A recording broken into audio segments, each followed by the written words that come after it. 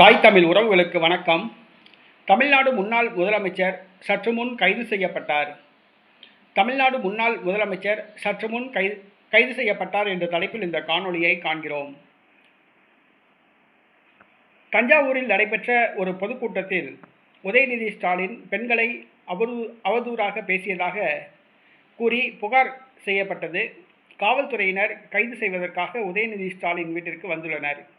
உதயநிதி ஸ்டாலின் கைதை கண்டித்து தேனியில் தமிழ்நாடு முன்னாள் முதலமைச்சர் ஓ பன்னீர்செல்வம் தனது ஆதரவாளர்களுடன் சாலை மறியலில் ஈடுபட்டார்.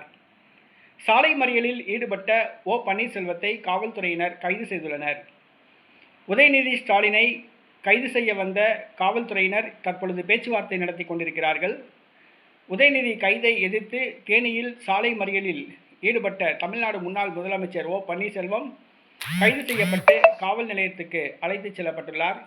இது திமுகவினர் மத்தியில் கொந்தளிப்பை ஏற்படுத்தியுள்ளது. தமிழ்நாடு முழுவதும் உதயநிதி ஸ்டாலின் கைது பரபரப்பாக பேசப்படுகிறது. திமுகவினர் மத்தியில் கொந்தளிப்பு ஏற்பட்டுள்ளது. நேற்றைய தினம் பொதுக்கூட்டத்தில் உதயநிதி ஸ்டாலின் பெண்களை அவதூறாக பேசினார் என்பது குறிப்பிடத்தக்கது. பொது வாழ்வில் இருப்பவர்கள் நாவை அடக்கிக் கொள்ள வேண்டும். நாகாக்க என்று வள்ளுவர் சொல்லியிருக்கிறார்.